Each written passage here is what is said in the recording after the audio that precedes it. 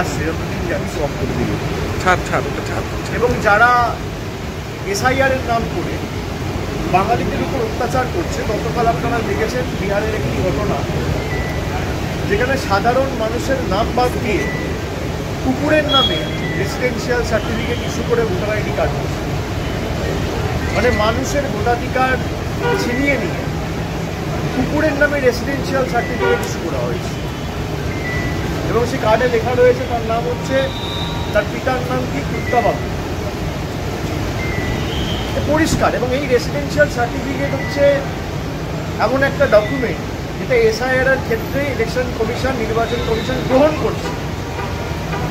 সাধারণ মানুষের অধিকার ছিনিয়ে নিয়ে কুকুরের নামে ফেক ভোটার আইডি কার্ড করে যাতে নির্বাচনের সময় ভোট লুট করে বিজেপিকে বাড়তি সুবিধা করে দেওয়া যায়, নির্বাচন কমিশন এই যে পুরো ঘটনাটা জলের মতো পরিষ্কার, দিনের আলোর মতো পরিষ্কার, একটা পার্টিকে খালি সুযোগ করে দেবে বলে তাদের তল্পিবাহক হিসেবে কাজ করেছিল।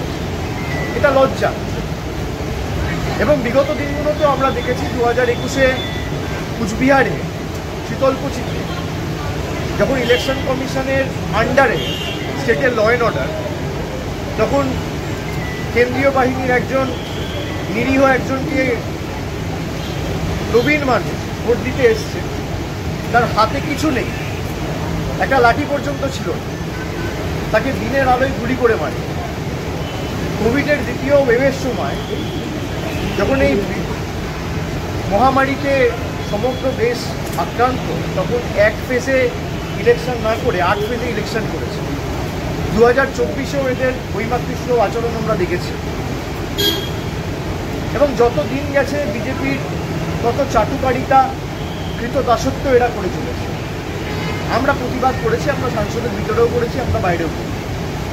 দেখুন, নির্বাচন যখনই হোক আমরা প্রস্তুত। আমরা নির্বাচন শেষ করতে আমরা সারা বছর মানুষের পাশে থাকি, আমাদের কোনো অসুবিধা নেই যখনই হোক। কিন্তু এই যে বিজেপির নির্লজ্জ রাজনীতি, বাংলায় হেরেছে বলে বাংলার মানুষের টাকা বন্ধ, বাংলার মানুষের ভোটাধিকার ছিনিয়ে নেব, বাঙালির উপর অত্যাচার, আক্রমণ, এটা তো বাংলার ইতিহাস সংস্কৃতি জানে না। বাংলার মানুষের, বাংলার বিপ্লবীদের স্বাধীনতা আন্দোলনে কি অবদান, যে মাটি 4টে নোবেলজয়ী দিয়েছে, আমি বললে 4টে, আর ডোনাল্ড রসেরও বাংলার সাথে একটা যোগাযোগ ছিল, সেভাবে বলতে 5টা। তাছাড়া অমর্ত্য সেন রয়েছে, অভিজিৎ বাবু রয়েছে, রবীন্দ্রনাথ ঠাকুর রয়েছে। এরা রবীন্দ্রনাথ ঠাকুরকে বলে, সিপিএম বলতো বুর্জোয়া কবি। বিজেপির সর্বভারতীয় সভাপতি রবীন্দ্রনাথ ঠাকুরের জন্মস্থান জানে। স্বামী বিবেকানন্দকে এদের কেন্দ্রীয় মন্ত্রী সুকান্ত মজুমদার বলে বামপন্থী প্রোডাক্ট। এই বিদ্যাসাগরের মুক্তি ভাঙে বিজেপির নেতারা, অমিত শাহর নেতৃত্বে। তা যাদের নিগরানিতে, যাদের নজরদারিতে বাংলাদেশ থেকে মানুষ ঢুকছে, দায়িত্ব তাদের, দায়িত্ব বিএসএফের, দায়িত্ব সিআরপিএফের, দায়িত্ব হোম মিনিস্ট্রির, দায়িত্ব অমিত শাহ। এই যে পেহেলগামে যে ভারতবর্ষের 25 জন নাগরিক এবং নেপালের একজন নাগরিক, সব মিলিয়ে 26 জন মারা গেল, সেই 4 জন টেররিস্ট কোথায়? ভারত সরকারের কাছে কোনো জবাব। আমি তো স্ট্যান্ডিং কমিটির, এক্সটার্নাল অ্যাফেয়ার্সের মিনিস্ট্রি স্ট্যান্ডিং কমিটির মিটিংয়ে আমি জিজ্ঞেস করেছি, তারা আমার প্রশ্ন এড়িয়ে গেছে। আমি কোয়েশ্চেন করেছি লোকসভায়, উত্তর পাইনি। আমি লিখিত প্রশ্ন জমা করেছি, তারা কোথায়? যে 4 জন পেহেলগামে দুপুরবেলায় হত্যালীলা চালালো, সেই 4 জন কোথায়? তাদের স্টেটাস, তারা ধরা পড়েছে, তাদেরকে চিহ্নিত করা গেছে। আর বর্ডার থেকে তারা ঢুকলো কি করে? তো মাছি, মশা, আরশোলা, পিঁপড়ে না, তাদের নিচ দিয়ে ঢুকে গেল, আর কেউ দেখতে পেল না। এত বড় বড় AK-47 নিয়ে ঢুকছে, আর কেন্দ্র সরকার ঘুমাচ্ছে, দেখতে পায় না। পেগাসাস করে আমাদের ফোনে আড়ি পাততে পারে।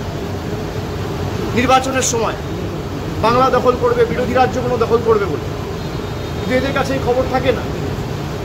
2019-এও তো একই জিনিস হতো। 40 জন আধা সামরিক বাহিনীর জওয়ান মারা গেছিল এদের গাফিলতির কারণে। আমি বলছি তৎকালীন জম্মু অ্যান্ড কাশ্মীরের রাজ্যপাল লেফটেন্যান্ট গভর্নর সত্যপাল মল্লিক বলেছে। এখন যে লেফটেন্যান্ট গভর্নর মনোজ সিনহা সে বলছে ইন্টেলিজেন্স ফেলিওর। তাহলে ইন্টেলিজেন্স চিফকে আপনি আবার এক্সটেনশন দিলেন কেন? কি কম্পালশন রয়েছে?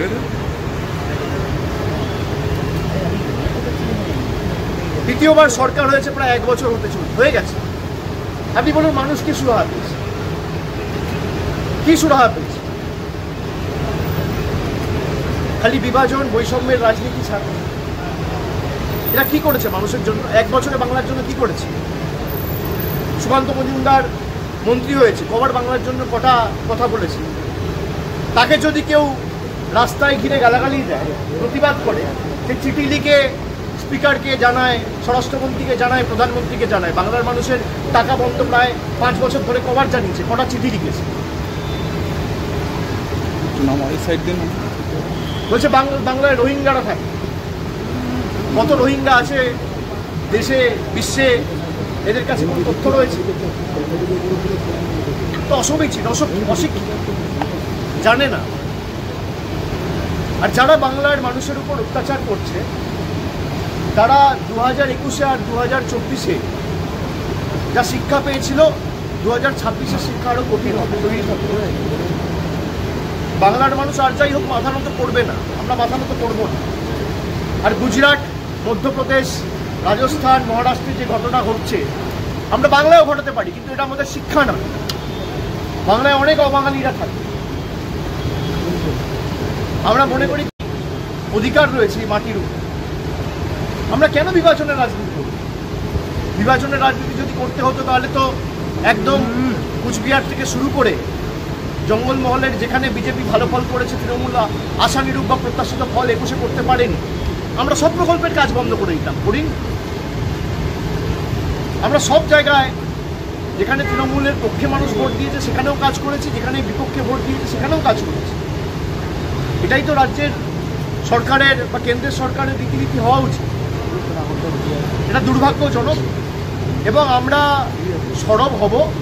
এবং আগামী দিনে বিজেপি যদি ভাবে যে বাংলার মানুষকে পেটে মেরে অপমানিত করে বাংলার মানুষকে শিক্ষা দেবো, আরও কঠোর শিক্ষার জন্য আপনারা নিজেরা তৈরি থাকুন। तो बार बार बीजेपी कह रही है कि ये जो एनआरसी को लेकर जहाँ किसी को इलीगल भावे किसी को नहीं दिया जा रहा, जो है बाहर से आए हुए हैं वो लोग बैठ रहे हैं और बंगाल को दखल कर रहे हैं बाहर के आदमी जो कि बांग्लादेशी है। मैं आपका बात मानता हूँ।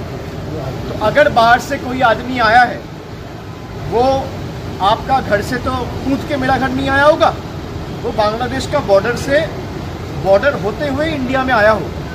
तो बॉर्डर का जिम्मेदार कौन है? बीएसएफ है। किसके अधीन है? गृह मंत्रालय के अधीन है। तो पहले अमित शाह रिजाइन करे, बीएसएफ के चीफ रिजाइन करे, आईबी के चीफ रिजाइन करे, फिर ये सवाल उठाए। भाई आप जो कह रहे हो वो तो सेल्फ कॉन्ट्राडिक्टरी है। आप कह रहे हो बांग्लादेशी घुस गया, तो घुसाया तो आपने ही है। भाई ये तो ऐसा बात नहीं है कि बंगाल से बिहार चले गए या बंगाल से झारखंड चले गए, यहाँ तो बॉर्डर्स है। तो आए कैसे? और मान लो बंगाल छोड़ दो आप, पहलगाम में जो घटना हुआ वहाँ पे पुलिस सेंटर के अंडर है, आपका बीएसएफ सेंटर के अंडर है, ठीक है। जम्मू एंड कश्मीर का स्टेट्यूट अभी तक लौटा नहीं है। तो पुलिस भी केंद्र के पास है और बीएसएफ भी केंद्र के पास है। तो क्या कर लिया? 4 जो आतंकवादी पाकिस्तान होते हुए पहलगाम में आया, पहलगाम कोई पाकिस्तान से सटा हुआ 5 किलोमीटर के अंदर नहीं है, वो तो बॉर्डर से 100 किलोमीटर दूर है। कैसे आया और कैसे वापस गए? बड़े बड़े बंदूकों के साथ। तो पहले गृह मंत्री इस्तीफा दे, बीएसएफ की जो डीजी है वो इस्तीफा दे, इंटेलिजेंस ब्यूरो की जो चीफ है वो इस्तीफा दे, फिर ये सवाल उठाए। उनको शर्म आनी चाहिए। ये बंगाल की बात नहीं है, हर जगह हो रहा है। जम्मू एंड कश्मीर कहाँ है और बंगाल कहाँ है? देखो, पाकिस्तान से आतंकवादी घुस रहे और मार के वापस जा रहे हैं। हमें पता नहीं है कि वो कहाँ है, वो किस जगह पे, किस कोने में, कहाँ पे, जमीन में या आसमान में छुपे हुए या हवा में मिल गए हैं, किसी को पता नहीं। और 3 महीने से ज्यादा हो गया है। तो ये किसका व्यर्थता है? किसका फेलियर है? सेंट्रल गवर्नमेंट का है। तो पहले आप इस्तीफा दो, फिर ये सवाल की उंगली उठाओ। ठीक है। Thank you.